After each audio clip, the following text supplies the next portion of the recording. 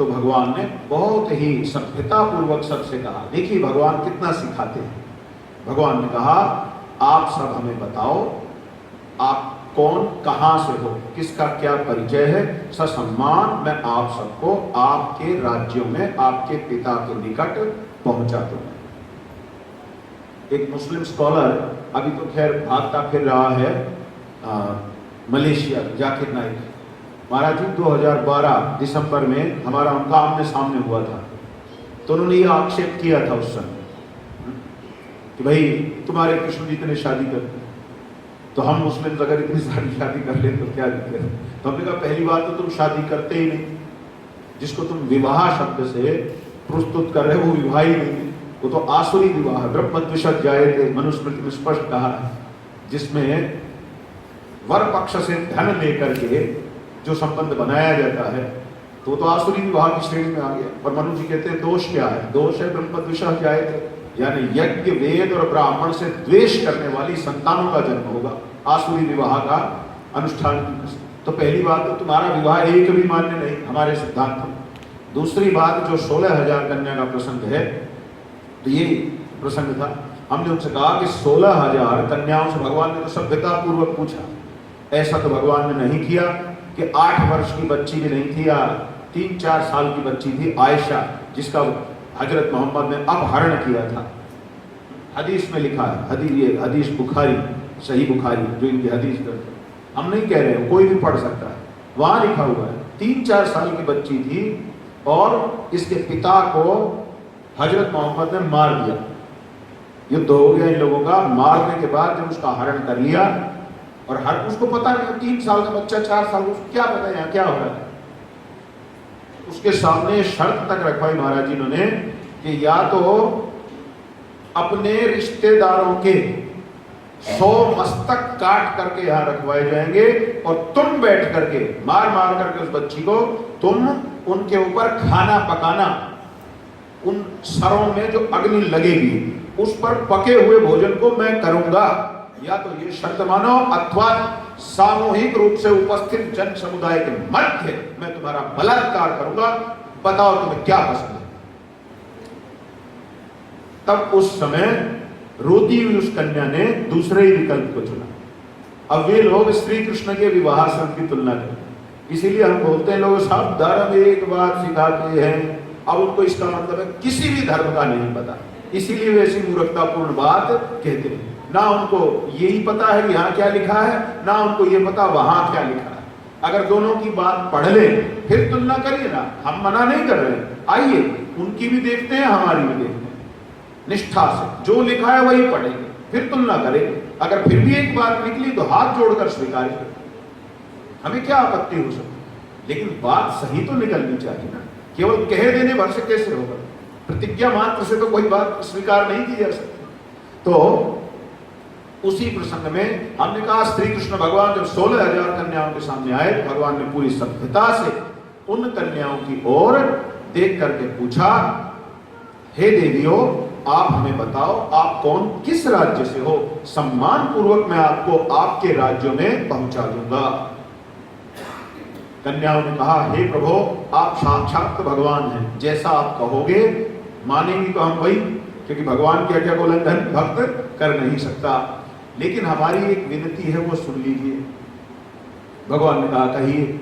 उन्होंने कहा हे प्रभु यदि आप हमें हमारे पिता के घर पहुंचा भी देंगे और मान लीजिए आपकी कृपा से हमारे पिता ने हमें स्वीकार भी कर लिया कि भाई जब भगवान ही आए हैं तब क्या समस्या है, किंतु ये बताएं कौन हमसे विवाह करेगा,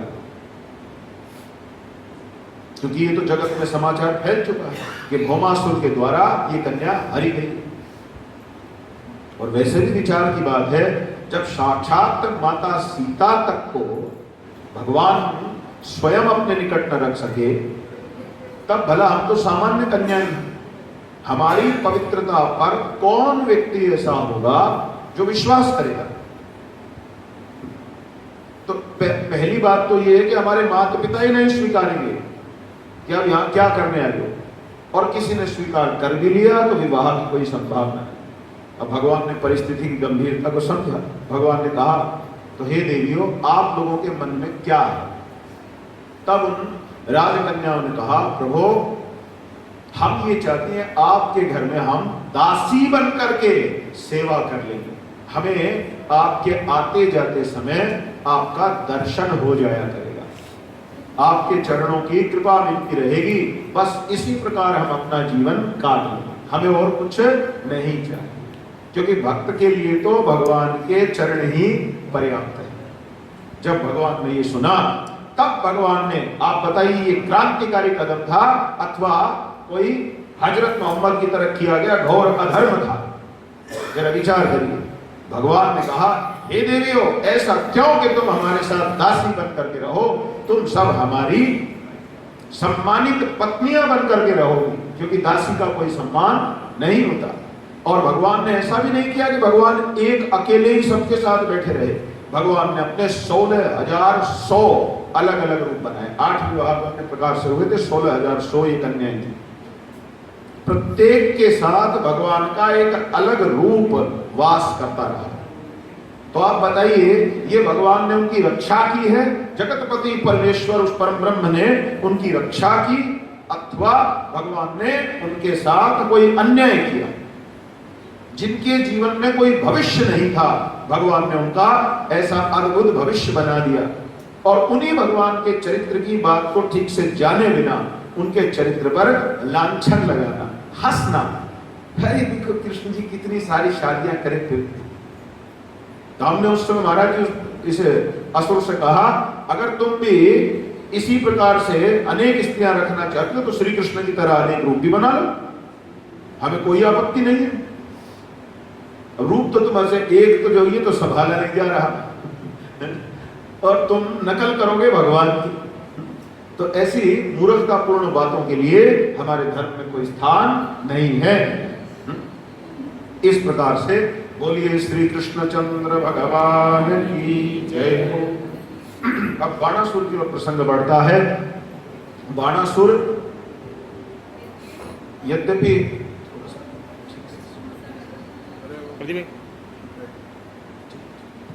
तो बाणासुर एक असुर है, लेकिन भगवान शंकर का महान भक्त है। दोनों बात। इसने भगवान शिव की उपासना करके विशेष वरदान पा लिया और इसकी 1000 भुजाएं थी। भगवान से इसने ये भी वरदान पाया कि जब मुझ पर संकट आए तो मेरी नगरी की रक्षा आप करना। भगवान शंकर जब नाचते थे, तांडव इत्यादि, तांडव अनेक प्रकार का होता है, जब भगवान तांडव करते थे तो ये उनके लिए संगीत की व्यवस्था करता था। भगवान इससे बड़े प्रसन्न रहते थे। अब असुरों में थोड़ा समस्या तो होती है ना, स्वभाव अतिक्रम, अपने स्वभाव को छोड़ना किसी के लिए भी सहज नहीं। ज्ञानी भी अपने स्वभाव के अनुसार ही व्यवहार करते हैं। तो एक दिन भगवान के ही सामने खड़ा होकर कैलाश पर्वत पर, जैसे कोई पहलवान करता है ना, यूं यूं करे, तो इस प्रकार से थोड़ा भाव प्रकट करा। साफ भी नहीं कहा, लेकिन भाव भी प्रकट करे। तो भाई मतलब कोई अवसर ही नहीं मिल रहा है भुजाओं को थोड़ा अपना पराक्रम दिखाने का। अब कुछ तो हो, क्या फायदा इतने बल का जब किसी के साथ युद्ध करने का अवसर ही नहीं मिल रहा। भगवान समझ गए उसके मनोभाव को। भगवान ने कह दिया, निश्चिंत रहो, शीघ्र ही तुमको संतुष्ट करने वाला तुम्हारे घर पर ही आ जाएगा। और ये तो भुजाओं में ज्यादा खुजली हो रही है ना 1000 में, ये भी मिटा दे। तब ये डर भी गया, फिर अपने स्थान पर लौट आया। अब इसकी एक कन्या थी उषा इस नाम से। उषा ने एक दिन माता पार्वती से, अन्य पुराणों की सहायता से कहें तो ये वरदान पाया था कि जिसे तुम द्वादशी की मध्य रात्रि में अपने स्वप्न में देखोगी, जिस पुरुष को, उसी से तुम्हारा विवाह होगा। उषा के साथ चित्रलेखा नाम से एक सखी रहती थी। उषा ने स्वप्न में जब वो तिथि आई तो दृश्य देखा, एक भव्य राजकुमार, एक सुंदर राजकुमार को उसने देखा, किंतु वो उसे पहचान न सकी कौन है। और उषा का मन उस पर आसक्त हो गया। उसी के विचार में सब समय रहती कि ये कौन है, स्वयं माता पार्वती का कहा हुआ वचन है तो मेरा विवाह तो उससे होगा, लेकिन कैसे होगा, मैं तो जानती नहीं है कौन। अब असुरों के यहाँ तो आसुरी विवाह ही होगा ना। भाई ऐसा तो नहीं कह सकते कि असुर लोग ब्राह्मण पद्धति से विवाह करें, फिर उनको असुर कौन कहेगा। तो इसलिए उनके यहाँ आसुरी विवाह मान्य है। जैसे आप किसी शेर को ये तो नहीं कह सकते कि भाई तू वेजिटेरियन हो जा। अगर कहें भी तो इस बात का कोई अर्थ नहीं, वो मर जाएगा, उसका अस्तित्व तो नहीं रह पाएगा, उसका तो जो स्वभाव हो उसके अनुसार रहेगा। तो असुरों के यहाँ आसुरी विवाह होते। चित्रलेखा सखी ने कहा मेरे पास कुछ मायावी शक्तियां हैं, तुम निश्चिंत रहो, तुम मुझे बताओ, तुमने जो स्वप्न में देखा है उसका वर्णन करो, मैं उसका चित्र बनाऊंगी और तुम बताना कि ये ठीक है या नहीं। चित्रलेखा ने उसका चित्र बनाया। धीरे धीरे चित्र एकदम सटीक हो गया और पहचानने की स्थिति बन गई। उसने कहा यही राजकुमार है जिसे मैंने देखा। तो चित्रलेखा कहती है तुम निश्चिंत रहो, मैं अपने दैवी बल का प्रयोग करके इसे तुम्हारे सामने उपस्थित कर दूंगी। और चित्रलेखा ने अपने ध्यान में देख लिया कि ये तो द्वारका के अंदर श्री कृष्ण का पौत्र है, श्री कृष्ण के पुत्र प्रद्युम्न, और ये प्रद्युम्न का पुत्र अनिरुद्ध। ठीक है, ये तो पौत्र है, मैं इसे तुम्हारे लिए ले आऊंगी। उसने अपनी विशेष माया का प्रयोग करके अनिरुद्ध का अपहरण कर लिया और अपहरण करके उसे उषा के कक्ष में ही उपस्थित कर दिया। माता पार्वती का संकेत उधर भी हो चुका था, तो इन दोनों ने वहीं विवाह कर लिया। अर्थात आसुरी विवाह ही से रखा जाएगा मनु की दृष्टि से, तो ये विवाह हो गया। उसी महल में एक साथ रहने लगे। अब जो पिता और माता होते हैं अथवा अनुभवी लोग होते हैं, वे कन्या के लक्षणों को देख करके, कन्या के हाव भाव को देख करके ही अनुमान कर सकते हैं, यदि वे विवेकी हैं तो, कि हमारी कन्या किसी पुरुष के संपर्क में है अथवा नहीं है।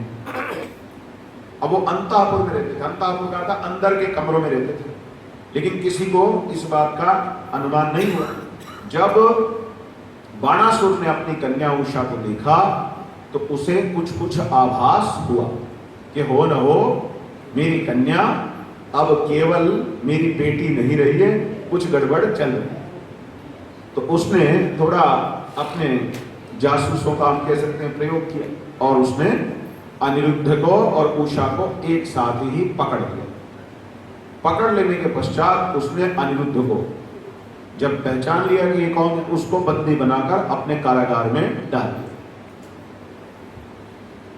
अब नारद जी का काम शुरू हुआ।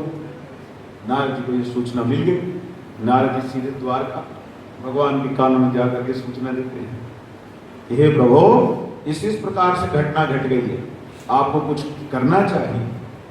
भगवान ने तुरंत अपनी सेना को आदेश दिया कि चलो भाई अनिरुद्ध की रक्षा करें।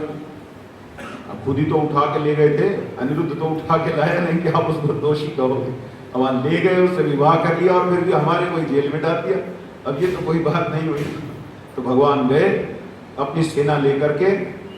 जब भगवान आ रहे लड़ने तब बाणासुर को भी चिंता हो गई कि अब संकट बड़ा है। भगवान शंकर ने पहले ही कह दिया था ना गुस्से में कि ये जो ज्यादा खुजली हो रही है ना, 1000 भुजा का बल ज्यादा ही कुछ अनुभव हो रहा है, इसको शांत करने वाला आ जाए। तो उसे अनुभव हो गया कि आ गया, 3000 भुजाओं के प्रताप को नष्ट करने वाला आ चुका है। भागा भागा गया भगवान शंकर के पास। आपने वरदान दिया था रक्षा करो। देखो शंकर जी के साथ ये बड़ी समस्या होती है।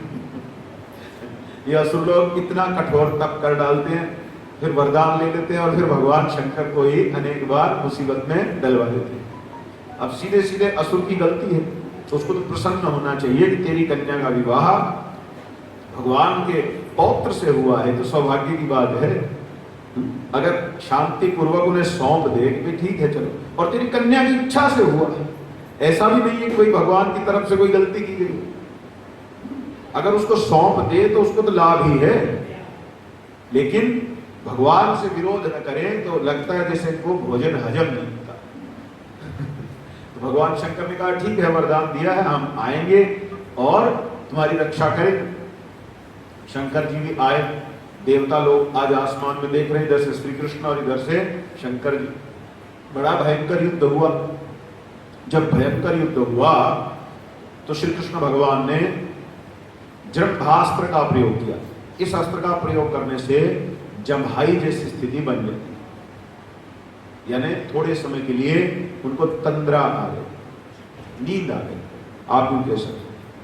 बस इसी अवसर का लाभ उठाकर श्री कृष्ण ने क्या किया, उसकी खुजली वाली 1000 भुजाओं को सुदर्शन चक्र के बल पर काटना आरंभ किया।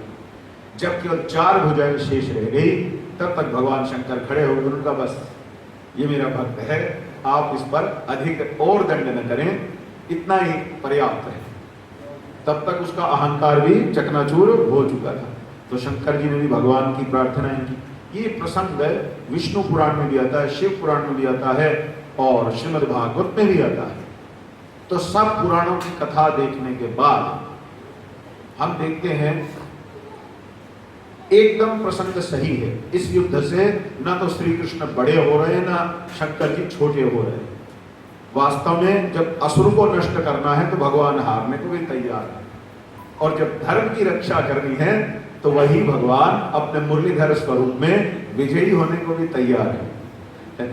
तो भगवान हार जीत पर नहीं ध्यान देते हैं, भगवान का ध्यान किधर रहता है, धर्म की जय हो, अधर्म का नाश हो। धर्म की जय के लिए उन्हें हार भी स्वीकार है और अधर्म के नाश के लिए सदैव विजय श्री भी उन्हें स्वीकार है। इस दृष्टि से ही इस कथानक को देखना चाहिए, क्योंकि शिव पुराण में कहा श्री कृष्ण ने भगवान शंकर से प्रार्थना करके और आज्ञा लेकर के जम्भास्त्र का प्रयोग किया। भागवत में कहा कि श्री कृष्ण के इस प्रकार उनको पराजित करने पर भगवान शंकर ने उनकी स्तुतियां की कि हे प्रभु, मुझ पर अपनी कृपा बनाए रखो।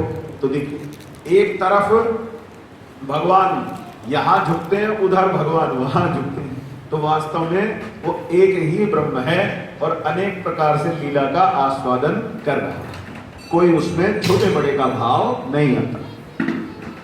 तो बोलिए शंकर भगवान की जय, श्री कृष्ण चंद्र भगवान की जय। इस प्रकार से मित्रों ये घटना घटती है। आगे बलराम जी का ब्रज में गमन की चर्चा की गई है। वे ब्रजवासियों से मिलने जाते हैं। फिर पौंड्रक और काशीराज के उद्धार की कथा है। पौंड्रक एक ऐसा राजा था जिसने दावा किया मैं श्री कृष्ण हूँ असली वाला, और नकली वाला वो वहां रहता है द्वारका। तो भगवान ने इसका विनाश किया। तो ये जो स्वयं को नकली भगवान कहकर के दावा करते हैं, वास्तव में ये सब लोग नरक में जाते हैं। ऐसे अनेक लोग कलयुग में भी घूम रहे हैं। मैंने आप लोगों को 2-4 दिन पहले इस विषय में संकेत भी किया था, है ना, कल की भगवान की चर्चा करते हुए। महाराज एक सदानंद योगी नाम से हरिद्वार में हुआ। यूं ही एक मोटा सा पेटला सा व्यक्ति, गंजा बूढ़ा फूसा, बोलता मैं कल्कि का अवतार, मैं ही कल्कि के रूप में आ गया हूँ धराधाम पर। हमको तो उसकी शक्ल देख के हंसी भी आती, अरे तुम कल्कि कहाँ से हो? तो आपको आश्चर्य होगा, इस कलयुगी कल्कि को किसी ने गोली मार दी और कल्कि जी मारे गए। मुझे तो थोड़ा अच्छा लगता अगर उस समय अखबारों वाले इस तरह से लिखते कल्कि को गोली मार कर आते तो ठीक रहता। इसी प्रकार महाराज जी एक राजस्थान में एक साधु है, उसका नाम रामलाल सियाग है। वो कहता है कि मैं ऐसा मंत्र देता हूँ, मेरा मंत्र उच्चारण करके ही अपने आप योग की क्रियाएं होने लगती। तो किसी ने पूछा ऐसा कैसे करते हैं? बोला मैं कल्कि हूँ, इसलिए मैं स्वयं नारायण हूँ, तो मैं कुछ भी कर सकता हूँ। तो मैं कल्कि हूँ, आज की नहीं हूँ। मैं कल्कि हूँ, आज की नहीं हूँ। श्री राम।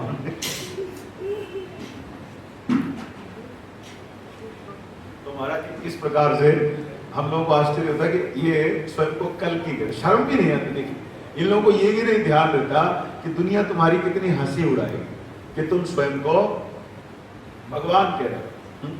और चला फिरा नहीं जाता था, इतना मोटा चश्मा आंख में लगा हुआ, कमर झुकी हुई, एक वो डंडा पकड़ करके धीरे धीरे चलो कल्कि। अरे तुम गुरु कह लो खुद को, चलो वो भी काफी है, महात्मा कह लो वो भी काफी है, खुद को तुम भगवान कह लो। हमने उनसे प्रश्न किया, उनके चेलों से एक बार चर्चा हुई, अगर तुम कहते हो तुम्हारा गुरु कल्कि है, तो ये बताओ कि कल्कि के विषय में ऋषियों ने झूठ बोला है क्या कि वे कलयुग के अंत में आएंगे? युगांते श्रीमद् भागवत ने कहा कि युग के अंत में आएंगे। या तुम ये कहना चाहते हो कि कलयुग का अंत आ गया है या तो तुम ये कह दो कि भाई कलयुग समाप्त होने वाला है, या फिर ये कहो कि ऋषियों ने झूठ लिखा है, व्यास जी असत्य भाषण किए, ऐसा कहो। और ना तो तुम इधर की कह रहे ना तुम उधर की कह रहे, जबरदस्ती कल्कि। और महाराज जी, इस्लाम के आजकल जितने भी स्कॉलरली प्रचारक हैं, ये पौंड्रक की तरह ये लोग भी ये दावा करते हैं कि हजरत मोहम्मद ही कल्कि का अवतार है, इसलिए कल्कि आ चुका, हिंदुओं को बाट नहीं देखनी चाहिए। और कल्कि ने आगे कह दिया सारे कुरान पढ़ो, वही वेद का निचोड़ है। तो ये इतना इतना पाखंड धर्म के नाम पर फैल रहा है। और आश्चर्य की बात यह है, हम हिंदुओं के जो महात्मा संत हैं वे इन सब बातों को सुन कैसे लेते हैं, सामने आकर अच्छी प्रकार से क्यों नहीं इन बातों का विरोध करते? जो विरोध के योग्य है उसका विरोध न करना भी पाप का भागी बनता है। इसलिए ऐसे अधर्माचार्यों को जो भगवान के नाम पर पाखंड फैलाए, उनका खंडन दृढ़ता पूर्वक किया जाना चाहिए। महाराज जी, आप लोगों की कृपा से, गुरुजनों के आशीर्वाद से मैं पिछले अनेक वर्षों से इस कार्य में लगा हुआ, और इस कारण कई बार इन लोगों के द्वारा हमको मृत्यु दंड देने की धमकियां भी दी गई, लेकिन आप लोगों का हाथ जब तक सर पर है, धर्म सम्राट का हाथ सर पर है, तो कोई कुछ नहीं बिगाड़ पाया। और इनके गढ़ में जा जा करके हमने इनको चुनौतियां दी हैं कि तुम स्वयं को कल्कि सिद्ध कर दो, तो आज से ये सब उतार के हम भी दाढ़ी बढ़ाने को तैयार, मूंछ बढ़ाने को तैयार और टोपा पहनने को तैयार। लेकिन अगर दम है तो पहले सिद्ध करके दिखाओ कि तुम कल्कि हो या कल्कि तुम्हारे यहां आया है। तो इसलिए हिंदुओं को थोड़ा मीठी मीठी बातों में मग्न नहीं रहना है, थोड़ा सावधान भी रहना है। चारों तरफ से किस प्रकार उनको घेरने की चेष्टाएं की जा रही है। धर्म की जय हो, धर्म सम्राट ने कहा, लेकिन ये भी कहा अधर्म का नाश हो। अब अधर्म का नाश करने के लिए अगर हम कोई प्रकल्प चलाएंगे ही नहीं, अधर्मियों को हम मुंह सीध करके बैठे रहेंगे, तो अधर्म का नाश कैसे होगा? केवल धर्म की बात करेंगे तो धर्म की जय तो हो जाएगी, लेकिन अधर्म के नाश का हमारा कौन सा प्रकल्प है? अधर्म नाश बहुत महत्वपूर्ण कार्य। स्वयं भगवान की भागवत में आप कथाओं को पढ़िए, अधिकतर कथाओं में धर्म की जय कम दिखेगी, अधर्म का नाश करते ही दिखेंगे। पूरे श्रीमद् भागवत में भगवान के सब अवतार जब आते हैं, अधर्म का नाश उनका मुख्य कार्य होता है। इसलिए हिंदुओं के संतों को भी अब चिंता पूर्वक खड़ा होने की आवश्यकता है, और इस तरह की बन रही परिस्थितियों का सामना नहीं करेंगे तो आने वाला कल अच्छा नहीं है हिंदुओं के हित में, ये जानना पड़ेगा। हिंदू ऐसा इस प्रकार से जी रहे हैं जैसे कोई समस्या ही नहीं है, क्योंकि हिंदू बहुत व्यक्तिगत हो गया है। उसे लगता है जब मेरे ऊपर व्यक्तिगत रूप से समस्या आती है तब तो वो समस्या है, लेकिन हिंदू समाज पर अगर समस्या आए तो मुझे क्या है। महाराज जी, अमेरिका के प्रोफेसर थे, तो वो कोई एक सामाजिक कार्यक्रम था, हमें भी वहां बुलाया गया था। उन्होंने एक बड़ी अच्छी बात कही, थोड़ा सा भागवत जी पर रख दीजिए अगर नहीं सेट हो रहा। तो महाराज जी, उन्होंने बड़ी अच्छी बात की। उन्होंने कहा कि मैं हिंदू नहीं हूं, लेकिन मैंने हिंदुओं पर काफी कुछ शोध किया, मुझे उनकी बात सही लगी।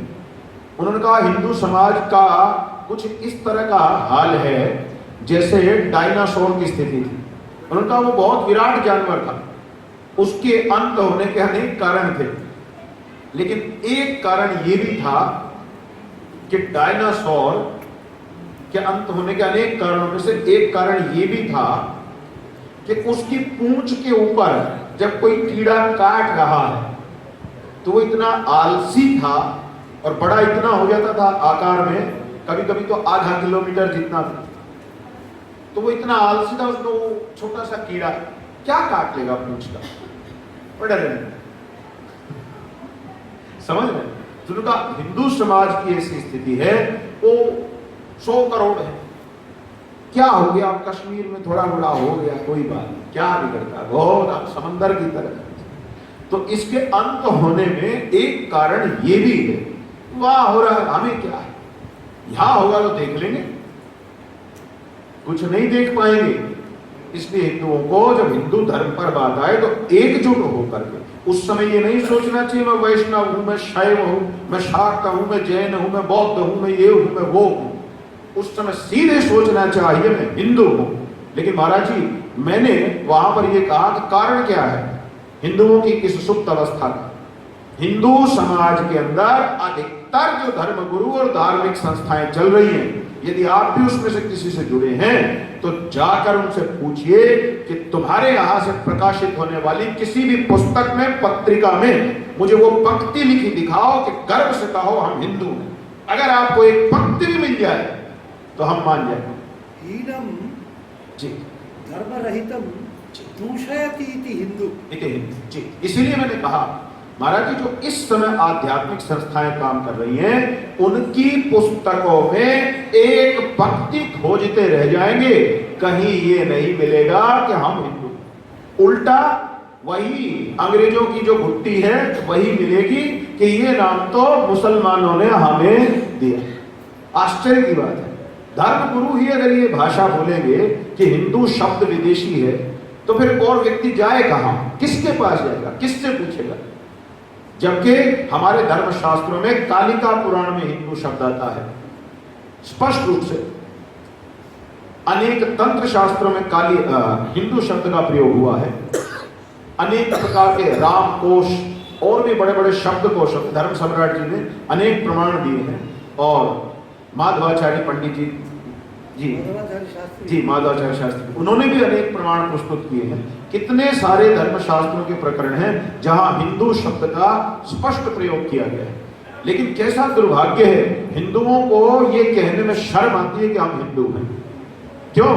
इन धर्म गुरुओं के कारण।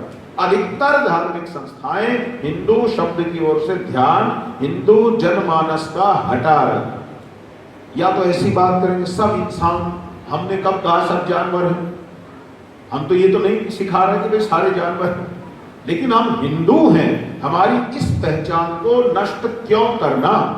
क्या एक हिंदू स्वयं को हिंदू कहने के बाद दुनिया को जानवर समझने लगता है या दुनिया का बैरी हो जाता है? ऐसा तो है नहीं। स्वयं को हिंदू मानना सौभाग्य की बात है और इसके लिए शास्त्रीय प्रमाणों की कोई कमी नहीं है।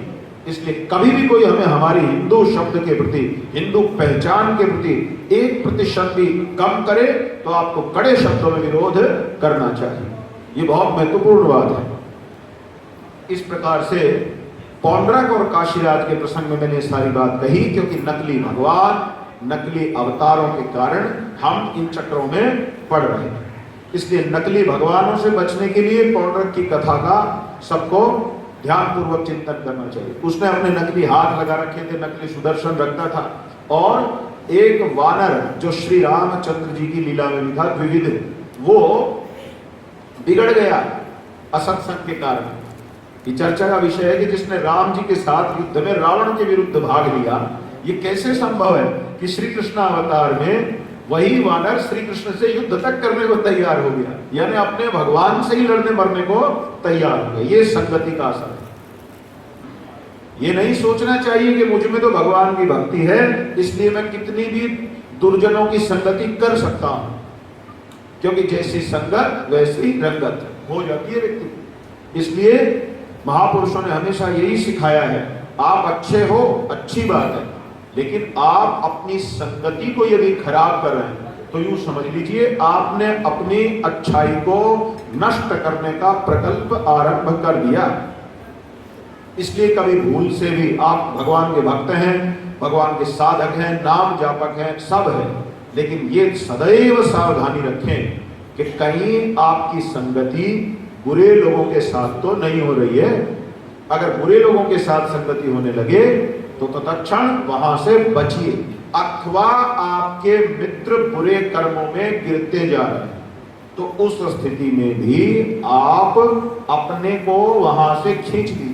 या तो उस मित्र को समझा बुझाकर सही रास्ते पर लाइए, नहीं ला सकते तो फिर अपना वहां से मार्ग अलग कर लीजिए। अन्यथा असत्संग अथवा बुरी संगत हमारे जीवन का नाश करने में कोई कसर नहीं छोड़ती। ये सदैव जीवन में स्मरण रखना चाहिए। और इसमें कोई आयु भेद भी नहीं है, कोई किसी भी आयु का हो, बुरी संगत में आ गया तो समझ लो भविष्य खराब होने वाला है। इसलिए भगवान की कृपा पाने के लिए सत्संग की आवश्यकता पड़ती है। तो भगवान पौंड्रक का उद्धार करते हैं। और ये जो द्विध, इसने इसको बोल दिया नकली हनुमान। बोले ये मेरे साथ हनुमान जी हैं और 4 भुजा वाला असली वासुदेव में। तो भगवान ने इसके नकली हनुमान जी का भी नाश किया और बलराम जी के हाथों, और इसका वध स्वयं भगवान ने किया। ये सब घटनाक्रम घट रहे हैं।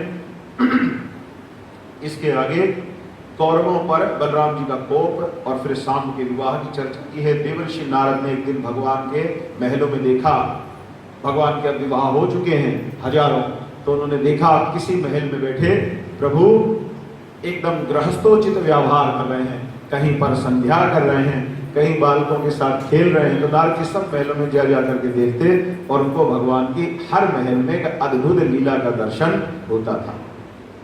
इस प्रकार से जब उन्होंने इन सब लीलाओं का विचार किया, उसके पश्चात श्रीमद् भागवत में भगवान श्री कृष्ण की नित्य दिनचर्या का वर्णन है।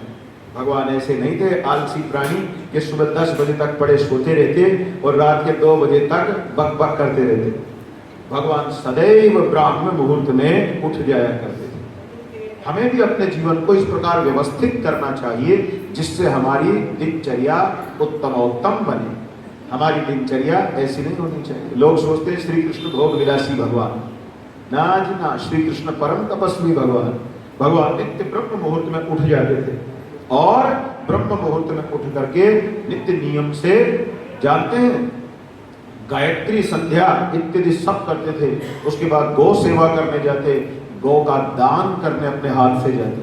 भगवान बड़े कट्टर तपस्वी हैं। भागवत के अंदर उनकी पूरी दिनचर्या दी गई है, कितना तपस्वी की तरह भगवान रहते थे। तो बोलिए श्री कृष्णचंद्र भगवान की जय हो। इसके बाद मित्रों कथा आगे बढ़ती है और आगे वर्णन आता है कि भगवान ने किस प्रकार शाल्व का उद्धार किया, फिर दंतवक्त्र और विदुरथ इत्यादि का उद्धार किया है।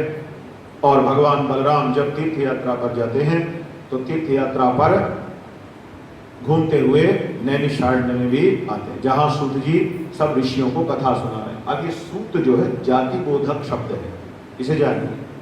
जिसके पिता ब्राह्मण हो, ब्राह्मण जाति से हो, जिसके पिता क्षत्रिय जाति से हो,